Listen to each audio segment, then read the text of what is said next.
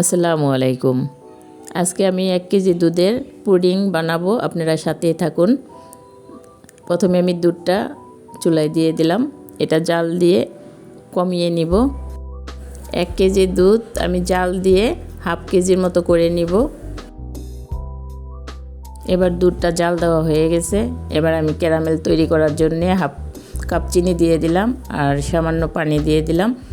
পানি না দিলে ক্যারামেলটা পুড়ে যাবে, এই জন্য হালকা একটু পানি দিয়ে দিলাম।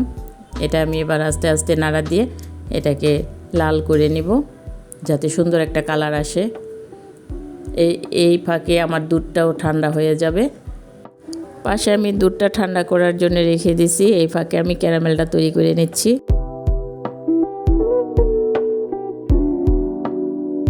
ক্যারামেলটা আস্তে আস্তে লাল হয়ে গেছে। এটা চুলাটা বন্ধ করে দিব, কারণ চুলাটা চালু থাকলে ক্যারামেলটা পুড়ে যাবে। দেখেন কত সুন্দর কালার হয়েছে। এবার আমি একটা বাটির মধ্যে এটা সেট করে নিব।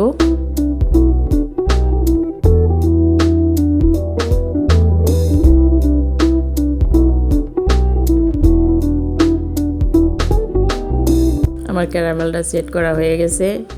এবার আমি একটা পাত্রের মধ্যে 3টা ডিম ভেঙে নিচ্ছি।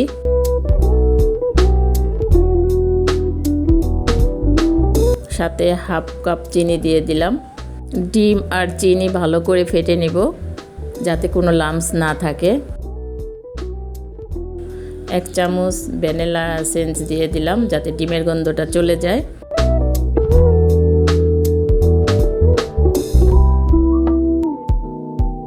এবার আমার ফেটানো শেষ হয়ে গেছে। এবার আমি দুধটা অ্যাড করে দিব। পুডিং খেতে সবাই পছন্দ করে, কার কার ভালো লাগে অবশ্যই জানাবেন। ঘরে থাকা উপকরণ দিয়ে আমি এভাবে ক্যারামেল পুডিং তৈরি করি। আমি সেট করা ক্যারামেলের বাটিতে দুধটা ঢেলে দিলাম।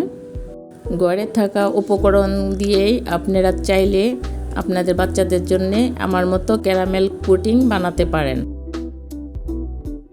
আমি একটা পাত্রের মধ্যে একটা কাপড় ভাঁজ করে দিয়ে দিছি, যাতে কাপড়টার মধ্যে দিয়ে দিলে যাতে আমার বাটিটা না নড়ে যায়, এই জন্যে কাপড়টা দিয়ে দিলাম। এবার আমি পানি দিয়ে দিব।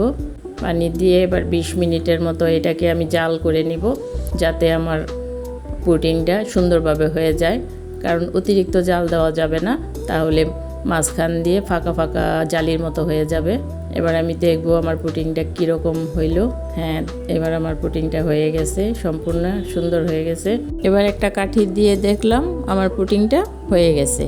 পুডিংটা 2 ঘন্টার জন্য ঠান্ডা করে নিলাম, কারণ গরম পুডিংটা ঢেলে দিলে ভেঙে যেতে পারে, এই জন্য ঠান্ডা করে নিলাম। দেখেন আমার পুডিংটা কত সুন্দর হয়েছে, দেখতেও যেমন সুন্দর হয়েছে, খেতেও অনেক মজা হবে। একটা প্লেটে ঢেলে ফেললাম। মাশাআল্লাহ, দেখেন কত সুন্দর হয়েছে।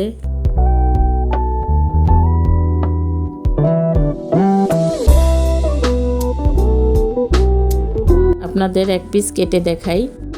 আমার ভিডিওটা যদি ভালো লাগে অবশ্যই জানাবেন। সুন্দর সুন্দর ভিডিও দিব আপনাদেরকে। দেখেন কত সুন্দর হয়েছে, সফট। আল্লাহ হাফেজ।